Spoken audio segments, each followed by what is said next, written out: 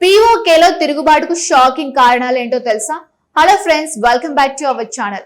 ప్రస్తుతం ప్రపంచ దృష్టిని ఆకర్షిస్తున్న ఒక ప్రాంతం గురించి ఈ రోజు మాట్లాడుకోబోతున్నాం. అదే పాక్ ఆక్రమిత కాశ్మీర్. ఎన్నో దశాబ్దాలుగా రాజకీయ వివాదాలకు కేంద్రంగా ఉన్న ఈ ప్రాంతాల్లో ఇప్పుడు ఊహించని పరిణామాలు చోటు చేసుకుంటున్నాయి. రోడ్లపైకి వేలాది మంది ప్రజలు వచ్చి నిరసనలు చేస్తూ ఉన్నారు. ప్రభుత్వానికి వ్యతిరేకంగా నినాదాలు చేస్తూ ఉన్నారు. పాకిస్తాన్ పాలనపై తీవ్ర అసంతృప్తిని వ్యక్తం చేస్తూ ఉన్నారు. అసలు అక్కడ ఏం జరుగుతోంది? ఎందుకు ప్రజలు తిరుగుబాటు చేస్తున్నారు? ఎందుకు యువతలో అసహనం పెరుగుతోంది? ఎందుకు పాక్ ప్రభుత్వం విమర్శల పాలవుతోంది? ఆజాద్ కాశ్మీర్ అనే పేరు ఉన్నప్పటికీ అక్కడ నిజంగా స్వేచ్ఛ ఉందా, లేక ఇది కేవలం పేరుకే పరిమితమా? ఈ వీడియోలో పూర్తి విశ్లేషణతో తెలుసుకుందాం. కాబట్టి వీడియోని చివరి వరకు తప్పకుండా చూడండి. ఎందుకంటే చివరిలో ఈ పరిస్థితులు భవిష్యత్తులో ఎలాంటి రాజకీయ పరిణామాలకు దారితీసే అవకాశం ఉందో కూడా విశ్లేషించబోతున్నాం. ఫ్రెండ్స్, ముందుగా ఒక విషయం అర్థం చేసుకోవాలి. పాక్ ఆక్రమిత కాశ్మీర్ అనేది కేవలం ఒక భౌగోళిక ప్రాంతం మాత్రమే కాదు. ఇది దశాబ్దాలుగా రాజకీయ చర్చలకు కేంద్రంగా ఉన్న ప్రాంతం. ఇక్కడ నివసించే ప్రజలు ఎన్నో సంవత్సరాలుగా అభివృద్ధి, ఉపాధి, మౌలిక సదుపాయాలు, రాజకీయ హక్కులు వంటి అంశాలపై ప్రశ్నలు లేవనెత్తున్నారు. ఇప్పుడు తాజా పరిస్థితులను పరిశీలిస్తే ప్రజల అసంతృప్తి మరింత పెరిగినట్లు కనిపిస్తోంది. ముఖ్యంగా పెరుగుతున్న ధరలు, విద్యుత్ సమస్యలు, నిరుద్యోగం, జీవన వ్యయాలు ఇవన్నీ కలిపి ప్రజలను ఆందోళనకు నెట్టేశాయి. ఒకప్పుడు ప్రజలు సమస్యలు ఉన్నప్పటికీ భవిష్యత్తులో పరిస్థితులు మెరుగుపడతాయని ఆశించేవారు. కానీ ఇప్పుడు చాలా మంది ఆశను కోల్పోతున్నట్లు విశ్లేషకులు చెబుతూ ఉన్నారు. ఎందుకంటే దశాబ్దాలు గడిచినా తమ జీవితంలో పెద్దగా మార్పులు కనిపించలేదని అక్కడి ప్రజలు భావిస్తున్నారు. ఇక్కడ ఒక ప్రశ్న వస్తోంది.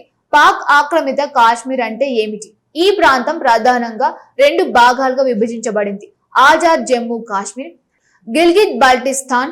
మొత్తం కలిపి ఇదొక విశాలమైన భూభాగం. ప్రకృతి సంపదలు, పర్వతాలు, నదులు, పర్యాటక అవకాశాలు, జల వనరులు, ఇలా అనేక వనరులు ఉన్న ఈ ప్రాంతం. అయితే ఇంతటి వనరులు ఉన్నప్పటికీ స్థానిక ప్రజలు ఎందుకు అభివృద్ధి ఫలాలను పూర్తిగా అనుభవించలేకపోతున్నారు అనే ప్రశ్న చాలా కాలంగా వినిపిస్తోంది. ప్రస్తుతం జరుగుతున్న నిరసనల వెనుక కూడా ఇదే ప్రధాన కారణంగా కనిపిస్తోంది. ఫ్రెండ్స్, ఇప్పుడు ఆర్థిక పరిస్థితుల గురించి కూడా మాట్లాడుకుందాం. నిరసనకారులు చెబుతున్న ప్రధాన అంశాల్లో ఒకటి నిరుద్యోగం. విద్యావంతులైన యువతకు ఉద్యోగ అవకాశాలు తక్కువగా ఉండడం వల్ల నిరాశ పెరుగుతోంది. అక్షరాస్యత స్థాయి పెరిగిన ఉద్యోగాలు లేకపోతే యువత భవిష్యత్తుకు అనిశ్చితంగా మారుతోంది. మరోవైపు జీవన వ్యయం పెరుగుతోంది. నిత్యావసర వస్తువుల ధరలు పెరుగుతూ ఉన్నాయి. కుటుంబాలపై ఆర్థిక భారం అధికమవుతోంది.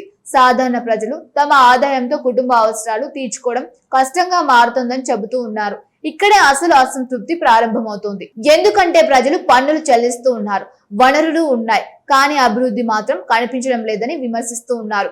మౌలిక సదుపాయాలు, పరిశ్రమలు, పెట్టుబడులు, ఉపాధి అవకాశాలు ఇవన్నీ ఆశించిన స్థాయిలో లేవని ఆరోపిస్తూ ఉన్నారు. ఇప్పుడు రాజకీయ కోణాన్ని పరిశీలిస్తే మరింత ఆసక్తికరమైన పరిస్థితి కనిపిస్తోంది.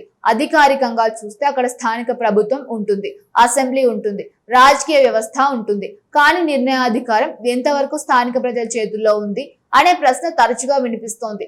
అందుకే కొంతమంది విశ్లేషకులు దీనిని కీలుబొమ్మ పాలనగా అభివర్ణిస్తూ ఉన్నారు. ఎందుకంటే పేరుకే స్థానిక సంస్థలు ఉన్నప్పటికీ కీలక నిర్ణయాలు బయట నుంచి ప్రభావితం అవుతున్నాయని విమర్శలు వస్తూ ఉన్నాయి.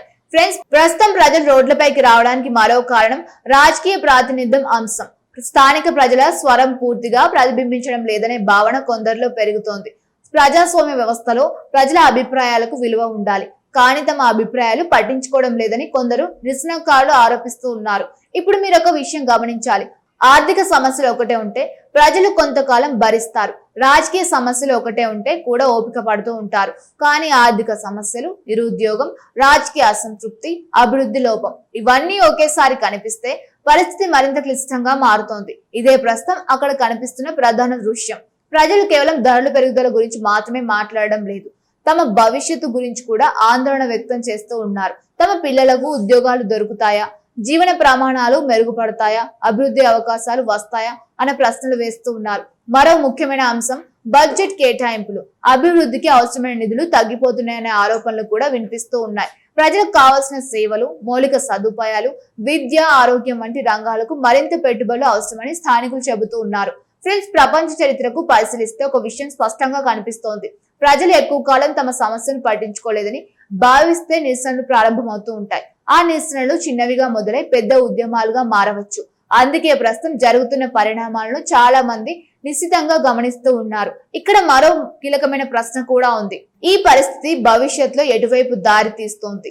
దీనికి సమాధానం చెప్పడం ఇప్పుడే కష్టం. ఎందుకంటే రాజకీయ పరిస్థితులు వేగంగా మారుతూ ఉంటాయి. ప్రభుత్వ స్పందన, ప్రజల ఆందోళనలు, ఆర్థిక పరిస్థితులు, అంతర్జాతీయ పరిణామాలు ఇవన్నీ కలిపి భవిష్యత్ నిర్ణయిస్తాయి. అయితే ఒక విషయం మాత్రం స్పష్టంగా కనిపిస్తోంది.